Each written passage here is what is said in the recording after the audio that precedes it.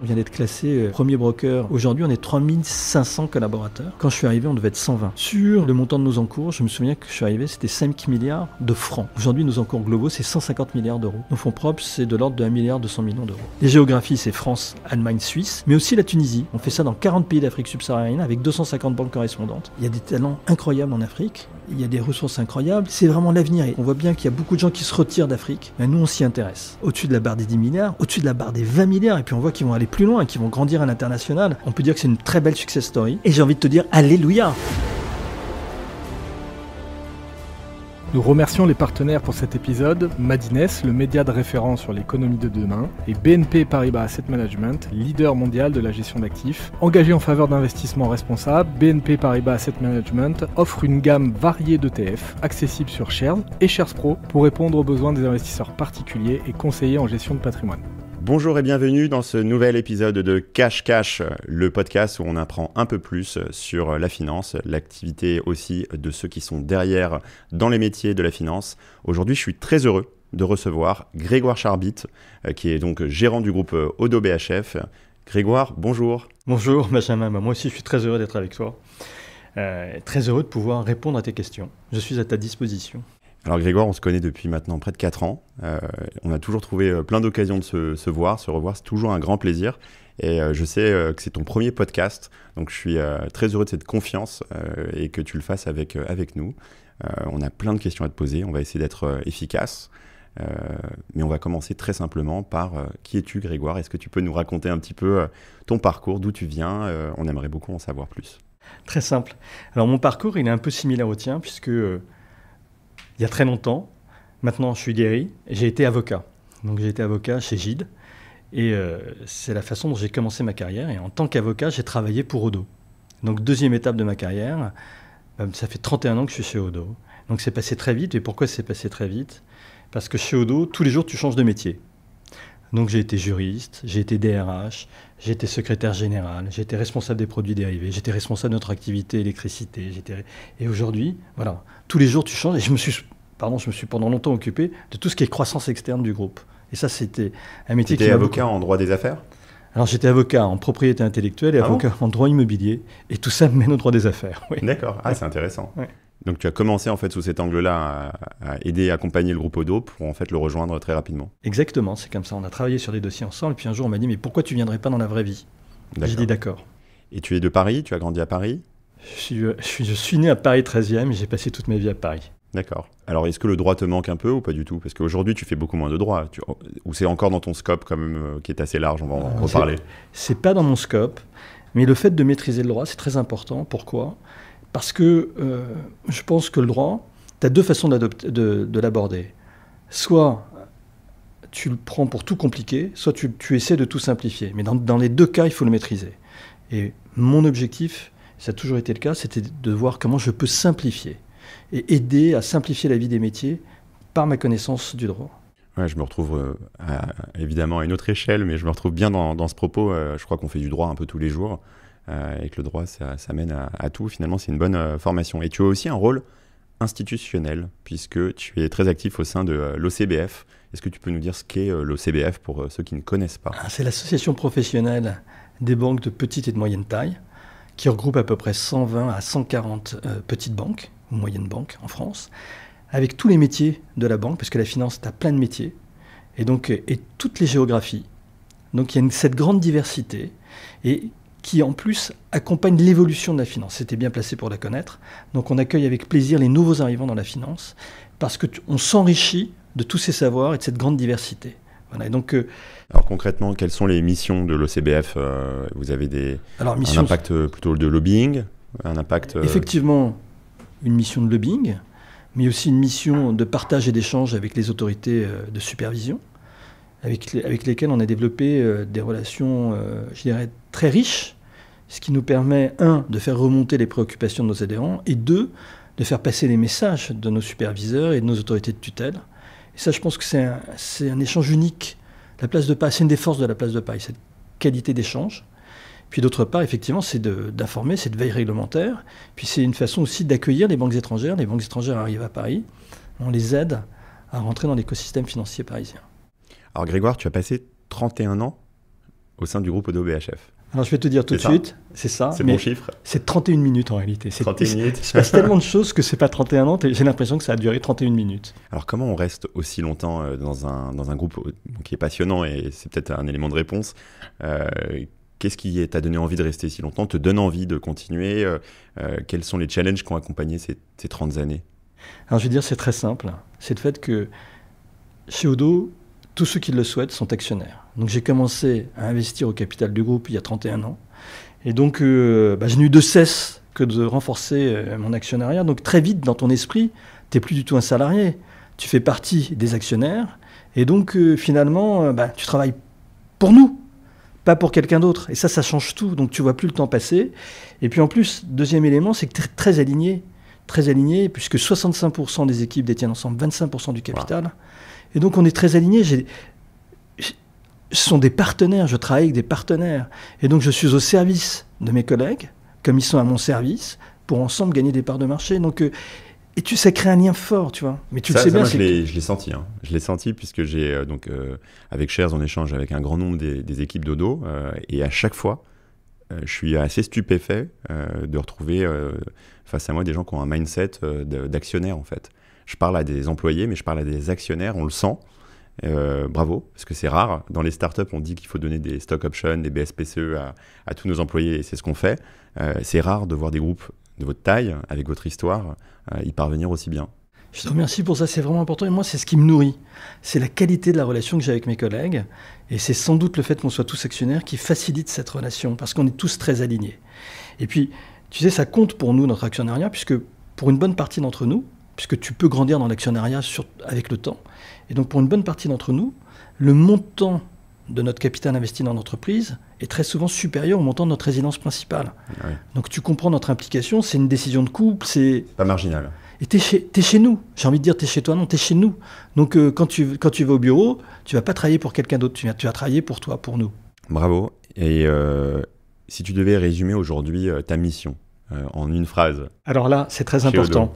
C'est un message que je passe à tout le monde. Ma mission, c'est électricien. Je suis un électricien. Pourquoi ? Parce qu'on sait tous que le business, que le contact amène le contact, qui amène le contact, qui amène le business. Et aujourd'hui, l'idée, c'est que quand je rencontre quelqu'un, je suis très heureux de découvrir tout ce qu'il fait pour pouvoir le connecter aux bons endroits avec mes collègues, avec les métiers. Et ça te nourrit. Voilà. Donc on est tous des électriciens. Et c'est vrai que tu le fais très bien, puisqu'on s'est rencontrés, et puis j'ai été connecté avec les équipes de Odo Asset Servicing, avec lesquelles on travaille aujourd'hui très bien. On a été connecté aussi avec les équipes de Raphaël Lassan, dont on va parler tout à l'heure. Donc c'est vrai qu'il y a eu exactement, j'ai bénéficié de l'électricien que tu es. Alors tu sais que quand un électricien rencontre un autre électricien, il le reconnaît tout de suite. J'ai tout de suite vu en toi un super électricien. Et au passage, toi et moi, on peut remercier Romain Flelou qui nous a présenté. Ouais. Très vrai. C'était Romain Flelou qui nous a mis en contact, donc on l'embrasse.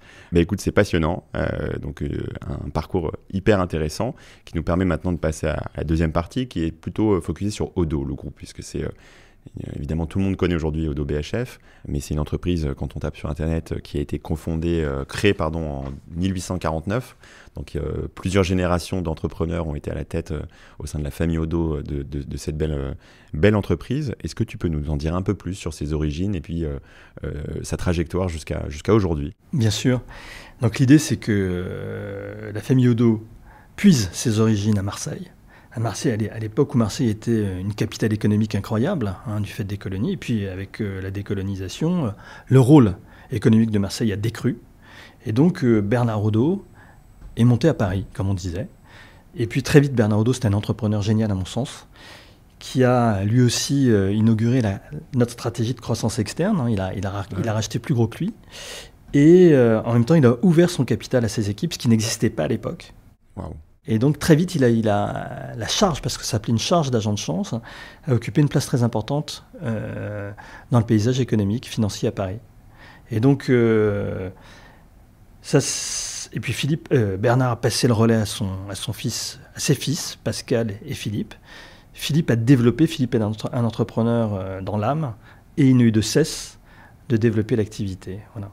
C'est incroyable, donc ça fait près d'un siècle que chez Odo, les employés sont actionnaires. C'est exactement ça. Mais c'est un truc qui n'a jamais changé. Alors ça a grandi, c'est-à-dire que Ça a Philippe, grandi, bien sûr. je crois que Bernard Arnault avait dit 10% du capital aux salariés et Philippe est arrivé à dit 25%. Et je pense qu'il est toujours prêt à aller plus loin. Alors il y a eu un tournant avec l'arrivée donc de Philippe Audeau, évidemment. Il y a eu une impulsion, je crois qu'avec un développement, une accélération. Tu parlais de croissance externe. Est-ce que tu peux nous en dire plus sur justement cette aventure entrepreneuriale qui a impulsé au sein d'un groupe familial Philippe Audeau? Je crois que quand tu diriges une entreprise, il y a deux vitesses. Il y a le run de tous les jours. Ça, c'est quand j'ai envie de dire, si tu fais une analogie, c'est le statut de salarié. Oui. Et puis, tu apprends vite que pour gagner de l'argent, c'est aussi pas mal d'investir, parce que là, tu vas gagner beaucoup plus d'argent que quand tu es salarié. Donc, pour une entreprise, c'est la même chose. Tu as le run de tous les jours et la croissance externe. Ça, c'est l'investissement. Si tu oublies l'investissement, je pense que tu commets une erreur parce que tu vas croître beaucoup moins vite. Et Philippe a toujours il a ça dans son ADN, cette capacité à regarder des entreprises, à se dire, mon Dieu, comment on pourrait créer de la valeur? Et on trouve le bon angle. Et notamment grâce à la bascule informatique, qu'on réalise très vite pour que tout le monde soit sur nos systèmes. Et donc aligner les sociétés qu'on achète avec notre activité. Et ça a toujours été dans notre ADN de regarder ce qui se passait autour de nous. Et il y a un point clé dans la finance. C'est que je pense que la finance, elle a toujours été en évolution. C'est pas aujourd'hui, on évolue très vite, et t'en es le meilleur exemple. Mais de tout temps, il y a eu des bouleversements de réglementation, des bouleversements technologiques. Et donc, il se passe toujours des choses et tu as toujours des opportunités à saisir. Il faut simplement garder les yeux ouverts. Un gros morceau, la banque BHF. Voilà. Donc là, c'est une sacrée aventure. Il y a quelques années, donc, vous rachetez la banque BHF pour l'intégrer et devenez Audeau BHF. Est-ce que tu peux nous en dire un peu plus sur l'avant, l'après, sur les challenges aussi humains que ça a dû représenter, à titre perso aussi, puisque peut-être beaucoup plus de voyages vers l'Allemagne. Ça, c'est sûr, on découvre Francfort. Voilà, vous découvrez un nouveau pays, une nouvelle manière d'opérer, peut-être. Donc, est-ce que tu peux nous en dire plus sur peut-être ce qui s'est passé avant et l'impact de ce merge, de cette association? Alors, dans nos métiers, quand tu es financier en France, aller en Allemagne, c'est pas forcément naturel. Alors, pourquoi il y a eu ce mouvement? D'abord, il y a une conviction forte de Philippe Audeau de se dire que l'Europe nécessite, pour exister, l'Europe nécessite une alliance forte entre la France et l'Allemagne. Ça, c'est sa conviction de base. Et donc, fort de cette conviction, Philippe n'a eu de cesse que de regarder le marché allemand et de voir les opportunités qui pouvaient se présenter. Et on peut dire qu'il a fait preuve, je dirais, de consistance, puisque ce dossier BHF, on le regarde depuis très très longtemps. Très très longtemps, il s'est passé plein de choses. Et que quand on a voulu l'acheter, il y avait déjà un acteur chinois qui voulait l'acheter. Donc on s'est retrouvé en compétition avec un acteur chinois. Est-ce que tu peux nous rappeler juste, pour ceux qui nous écoutent et qui ne connaissent pas bien, BHF par rapport à Audeau, au moment où vous faites cette acquisition, en termes d'ordre de grandeur, de taille, c'est comparable, c'est plus petit, c'est plus gros? Au total, c'est un peu plus petit, mais en termes de fonds propres, c'est plus gros, c'est plus important que Audeau, donc on a racheté plus gros que nous. Et en termes d'activité, c'était des activités assez différentes. Donc c'était une culture différente, des activités différentes, mais avec une envie du groupe d'apprendre. Et ce qui est clé quand tu fais une opération de croissance externe, c'est d'être capable de se remettre en question. C'est-à-dire d'offrir la possibilité aux équipes que tu rachètes de comprendre qui tu es, de faire des propositions d'organisation qui englobent les deux univers. Et toi-même, ce qui est fondamental pour réussir, c'est d'être ouvert dans ton esprit, que tes équipes partagent le même état d'esprit d'ouverture et de remise en question. T'arrives pas et tu dis pas, vous allez faire comme ça. Ça non, c'est pas... Il y avait d'importantes synergies, j'imagine, quand même, en revanche. Ne serait-ce que géographique, chacun était de son côté. C'était fabuleux. Donc ça, c'était parfait. Pour la banque privée, l'Allemagne, c'est un pays de cocagne, parce que les Allemands sont très riches. Et donc, et j'ai envie de dire que le niveau de compétition n'est pas forcément le même qu'en France. Et ils avaient aussi un asset manager? Ils avaient aussi un très bel asset manager, mais qui était, lui, spécialisé en fixed income, alors que nous, notre culture, c'était plutôt equities. Donc là aussi, très complémentaire. Le fit était parfait. C'est la transition parfaite vers les différents métiers aujourd'hui au sein d'Audeau BHF, parce qu'il y a plein de métiers. Donc là, on vient de parler de l'asset management, mais est-ce que tu peux nous énumérer les différents métiers qu'on retrouve au sein de Audeau BHF? Avec plaisir. Alors, il y a 3 grandes lignes métiers. La première aujourd'hui en termes de PNB, de produits nets bancaires, c'est la banque privée. La banque privée qu'on exerce en Allemagne d'abord. Très belle réussite en Allemagne de Joachim Egger, qui est le patron monde de notre activité banque privée. Un très beau développement en France de la banque privée avec Emmanuel Larset. Fabuleux développement. On voit qu'un homme peut tout changer. Et puis en Suisse, idem, très beau développement. Donc on a trois pays France, Allemagne, Suisse. Ce qui fait Donc un sens. Super équipe en Suisse. Moi, je leur ai rendu visite il y a quelques mois. Alexis Lombard. Et Alix de Ranty, qui est maintenant, qu'on embrasse, qui est maintenant... La fabuleuse Alix de Ranty. Voilà, qui était là, notre rencontre aussi, et qui est maintenant en Suisse. Voilà. Et un nouveau patron que je trouve top aussi, Thomas Bourri. Donc, tu vois, une complémentarité culturelle parfaite. Donc ça, c'est le premier métier, banque privée. Deuxième métier, qui est métier vraiment de nos racines aussi, c'est tout ce qui est banque d'investissement, avec deux vitesses dans la banque d'investissement. Tout ce qui est equities, fixed income, avec une plateforme fabuleuse qui était à l'époque initiée par Christophe Tadier et puis complétée par Christian San, qui est une alliance. Et l'union fait la force dans ces métiers. C'est des métiers ultra compétitifs et concurrentiels, equities, et on voit que là, on a des super résultats. On vient d'être classé premier broker pour sa recherche en France, en Allemagne, au Benelux. Wow. Donc je dis bravo aux équipes. On est simplement deuxième en Allemagne, mais on va arriver à être premier. Et l'idée, c'est que on s'est associé d'abord à Natixis, ensuite on s'est associé à ABN, à BBVA, à Commerzbank, à Raiffeisen, et tout ça construit un ensemble européen fabuleux, puisqu'on doit suivre 800 valeurs. Donc des brokers comme nous, il n'y en a pas tellement. Donc un très beau développement dans un environnement quand même complexe. Donc je dis bravo aux équipes, fabuleux. Ça c'est le métier de la banque d'investissement, la première branche. La deuxième branche, que je connais aussi très bien, pourquoi ? Parce que j'en assume la responsabilité, c'est tout ce qui est corporate. Et corporate, c'est l'activité de métal. On fait une activité de négoce physique de métaux. Ah oui. Aluminium, cuivre, essentiellement.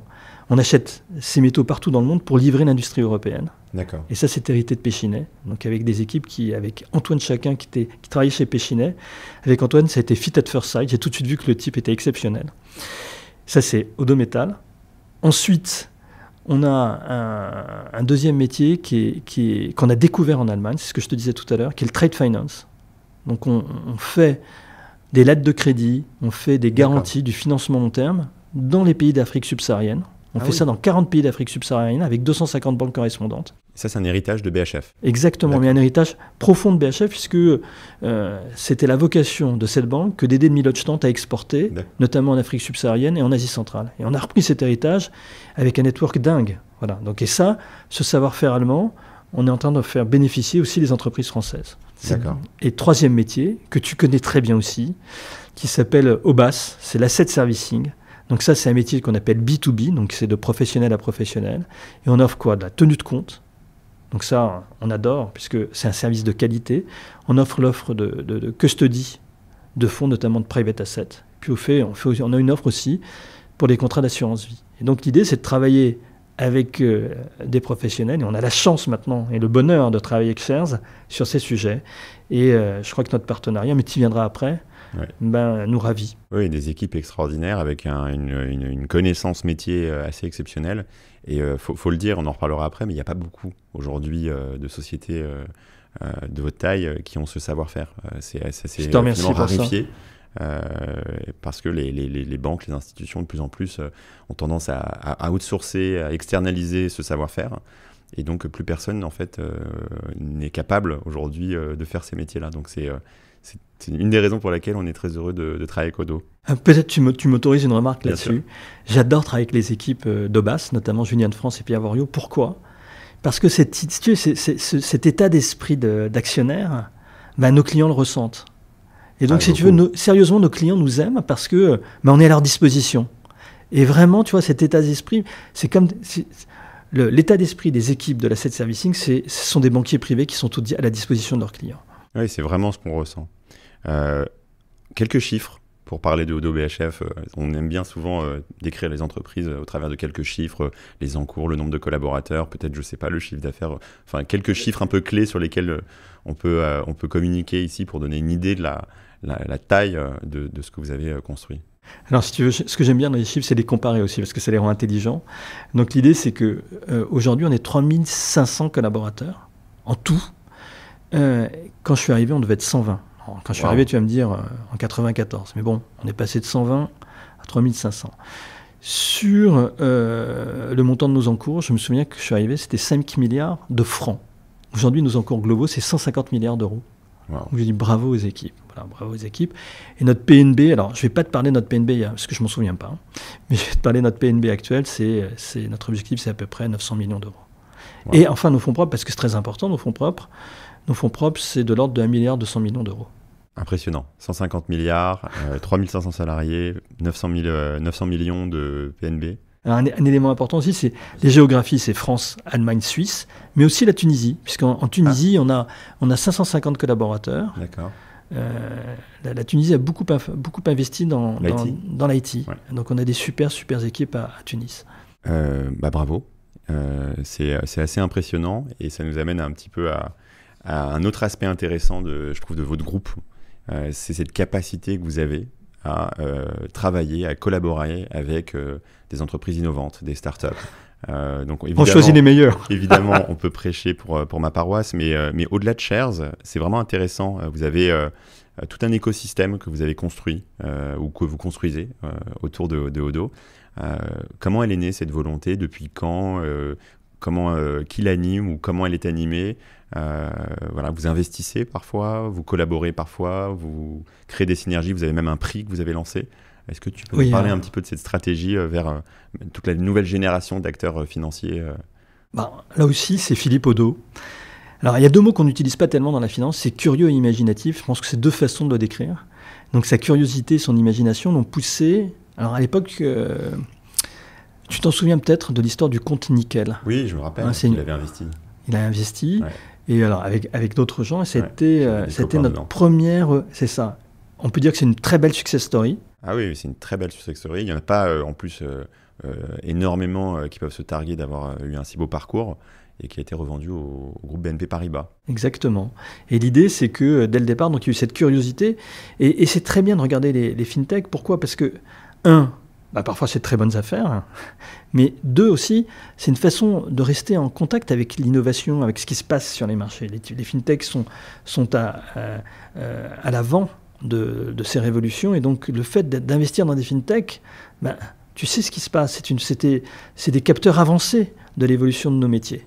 Et donc, cette curiosité qui nous a amené à investir dans plusieurs fintechs, des très belles fintechs, a fait que on a toujours eu ces capteurs avancés. Donc, on a investi dans Lydia, on est ressorti, on a fait une très belle opération. Tu sais que c'est important aussi de savoir ressortir. Donc, on s'est investi, on sait ressortir. On a investi dans une très belle boîte que j'adore, Wisby, avec là aussi un patron que j'adore, Benjamin Ducousseau. D'ailleurs, les Benjamins sont assez souvent très sympas. Et je serais très heureux de te le présenter. Avec grand plaisir. Et donc, voilà, si tu veux, tu apportes, quand on rentre au capital d'une fintech, on apporte notre réseau, on apporte notre savoir-faire. On n'a pas une démarche de pure private equity. On n'est pas en train de regarder notre montre, on se dit on va ressortir. On se dit comment on peut aider cette société à grandir et qu'est-ce qu'elle peut nous apprendre. Donc c'est dans les deux sens. Et à chaque fois, c'est très riche. Ce que je trouve très intéressant et rare, c'est que donc, dans mon expérience d'entrepreneur, j'ai vu des grands groupes investir dans des VC, dans des fonds d'investissement de capital risque, avec un objectif purement financier. Et j'ai vu des grands groupes avoir un département corporate, investir dans des entreprises avec un intérêt industriel pour, pourquoi pas à terme en faire l'acquisition.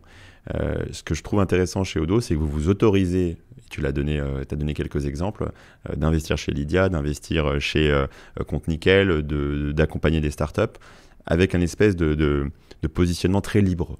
En fait, on investit parce qu'on veut que ça grandisse, on travaille avec s'il le faut et on sort si on juge que c'est le bon moment. Et donc c'est très rare en fait d'avoir un groupe de votre taille capable d'avoir cette élasticité. Voilà. Cette agilité qui est propre au groupe, c'est vrai, c'est dans notre ADN.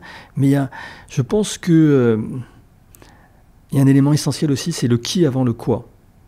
On investit d'abord sur le fondateur, sur le CIO. Il faut qu'on ait le fit.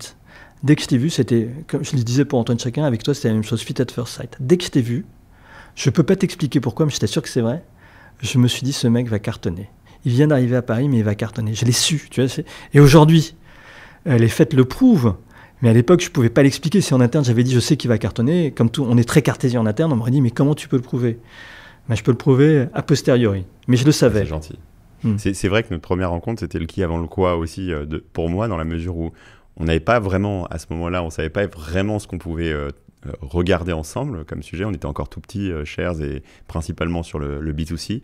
Et finalement, quelques années plus tard, on est très heureux de travailler, on l'a dit, avec les équipes d'asset servicing, notamment, mais pas seulement, puisqu'on a des projets aussi avec les équipes de Raphaël Assan dans la distribution intermédiaire à destination de nos CGP. Et donc, en fait, on multiplie aujourd'hui les projets avec tes différentes équipes. Donc, ouais. J'adore ce partenariat. Pourquoi ? Parce qu'on est très complémentaires. Et donc, ensemble, ça nous permet de faire plein de choses.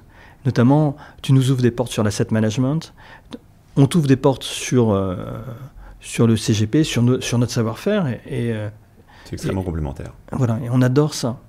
Et c'est pour ça que je pense que notre partenariat n'est qu'à son début. C'est ce que je peux que nous souhaiter, évidemment.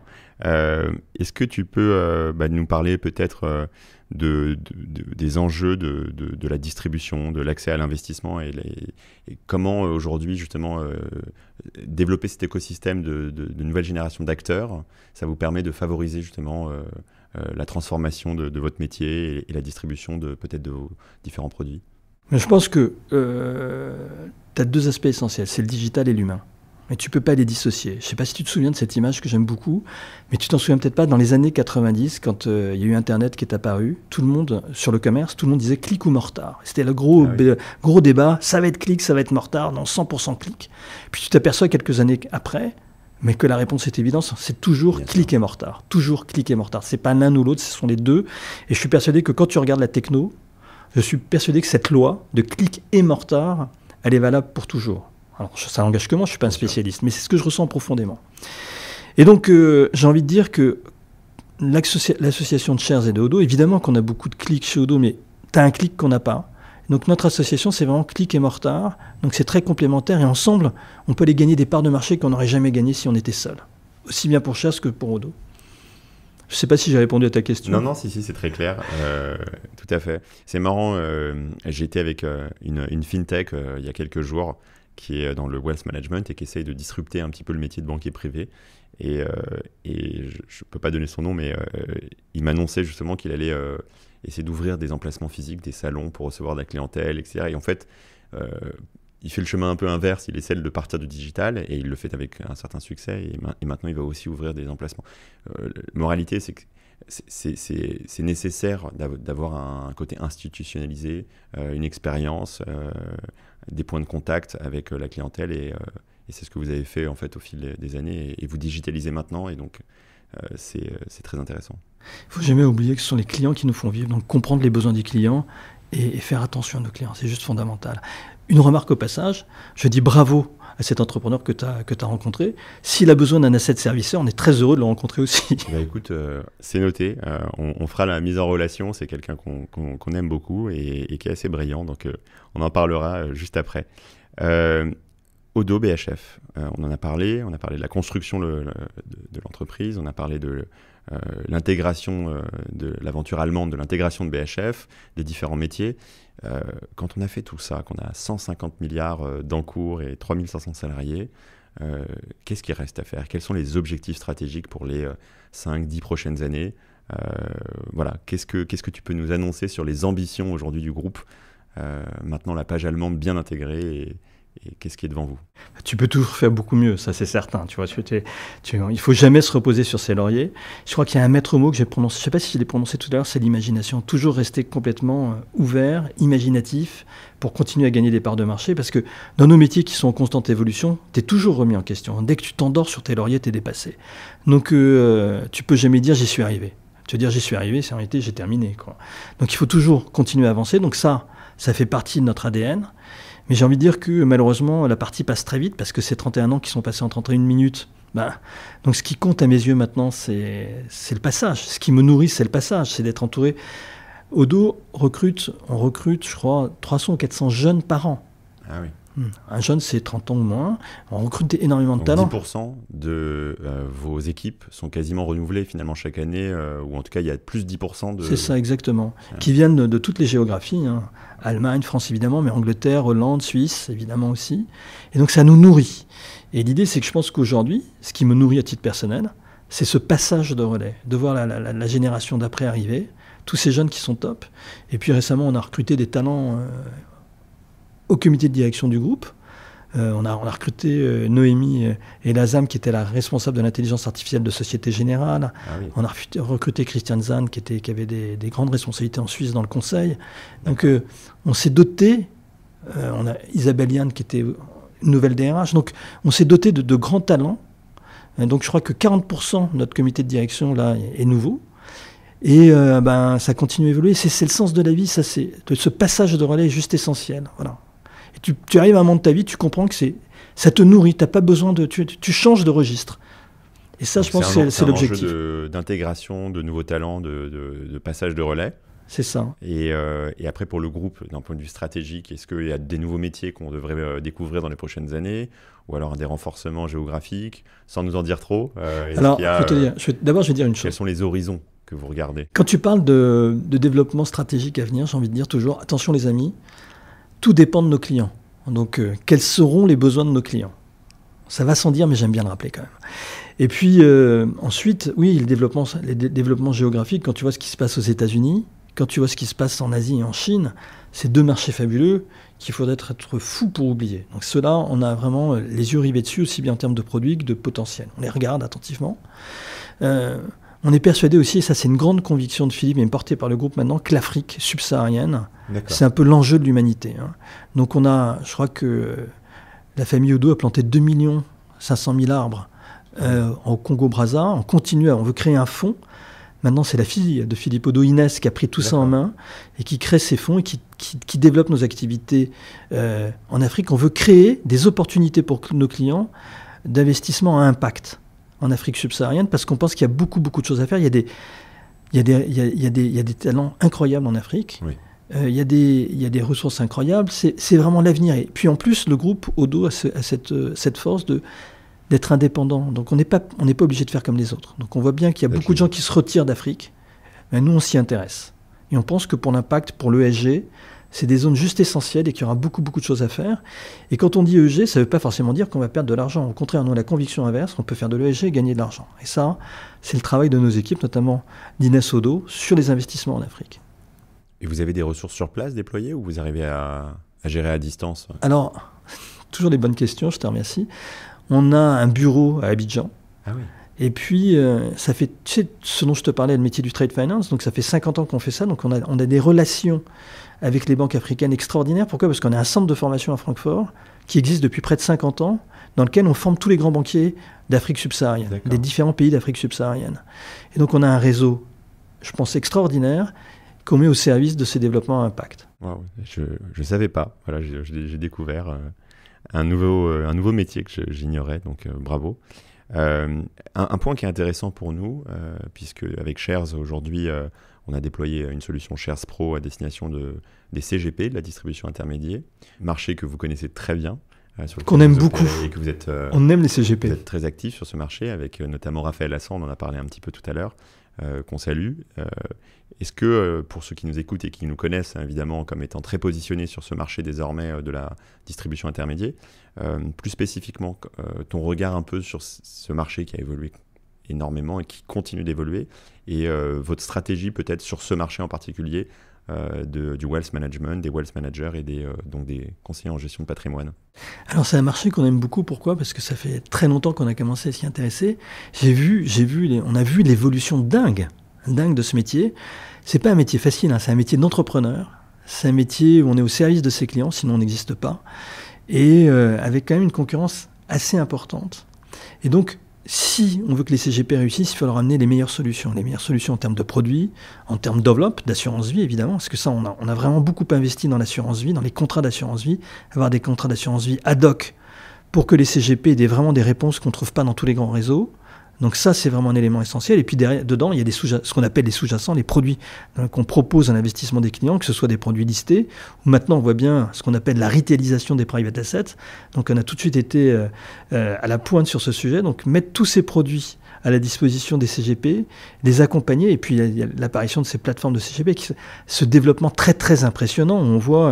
On voit des CGP qui sont au-dessus de la barre des 10 milliards, au-dessus de la barre des 20 milliards, et puis on voit qu'ils vont aller plus loin, qu'ils vont grandir à l'international.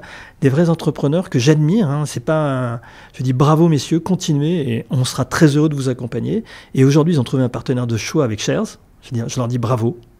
On est très complémentaires. Là aussi, on travaille ensemble avec les CGP, et on est très heureux de voir ton succès de dingue avec ces grandes plateformes. Et on est très heureux d'accompagner les CGP, mais on sera aussi très heureux d'accompagner Shares dans cette relation. Oui, c'est assez intéressant parce que c'est un marché que j'ai découvert depuis un an et demi. En fait, finalement, il y a la distribution donc le CGP, le conseil, évidemment avec son client. Il y a les producteurs qui produisent des structurés, qui produisent des produits financiers, les asset managers. Et puis il y a la plateforme, on retrouve un peu l'idée d'électricien, la tuyauterie.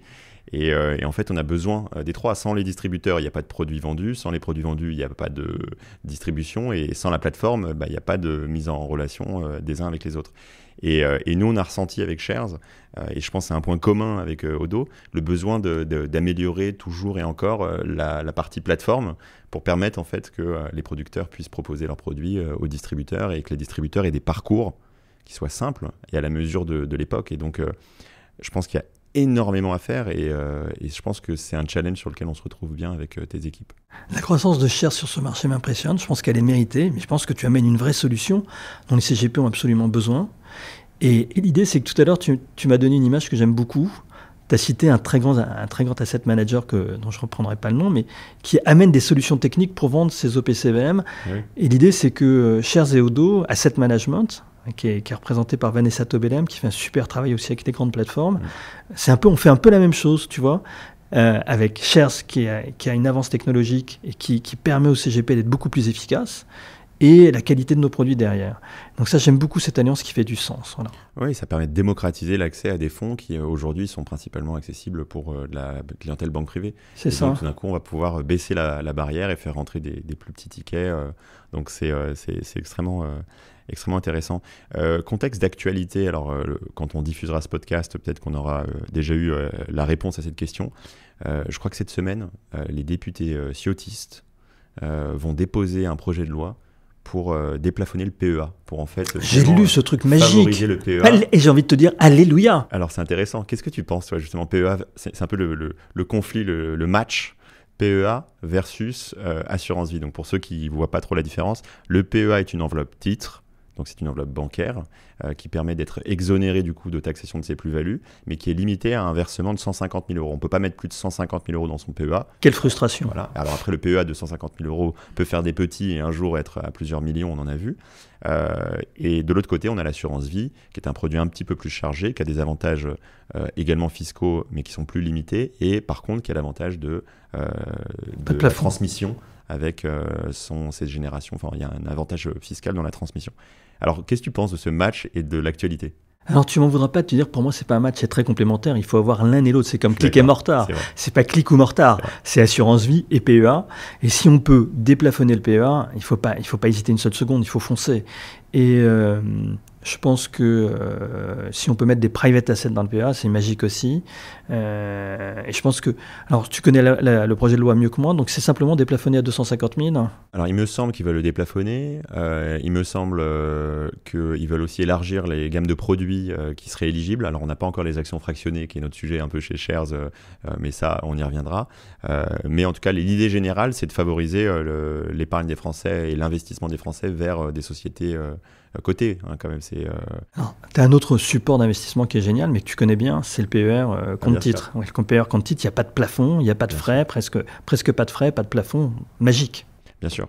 PER bancaire, d'ailleurs, c'est lors de notre premiers échanges que tu m'en as parlé, et on a par la suite, nous, racheté l'activité de PER bancaire de Interinvest. Très belle opération. Voilà, dont on transfère les actifs bientôt et l'activité.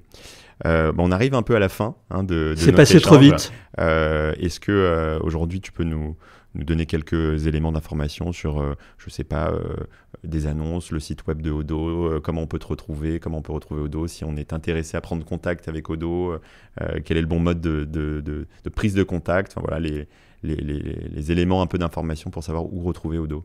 Alors, retrouver Odo, il y a évidemment le site, il y a évidemment les réseaux, notamment LinkedIn, mais j'ai envie de dire, si vous voulez retrouver Odo, d'une part, si vous êtes client d'ACGP, n'hésitez pas à lui parler de Odo, il nous adore, et nous on sera très heureux de lui rendre le service qui vous permettra d'avoir le meilleur produit possible. Et puis, l'actualité de Odo, peut-être que toi, Shares, tu t'en parleras, puisque j'ai très envie qu'on développe nous avons très envie de développer notre partenariat. Merci beaucoup, Grégoire, pour ton temps. C'était passionnant. On aimerait que ça dure 2 heures, mais on essaie de faire avec ton agenda et nos contraintes, et c'était super. Merci à toi. Pareil. Merci beaucoup, Benjamin. À bientôt. À très bientôt.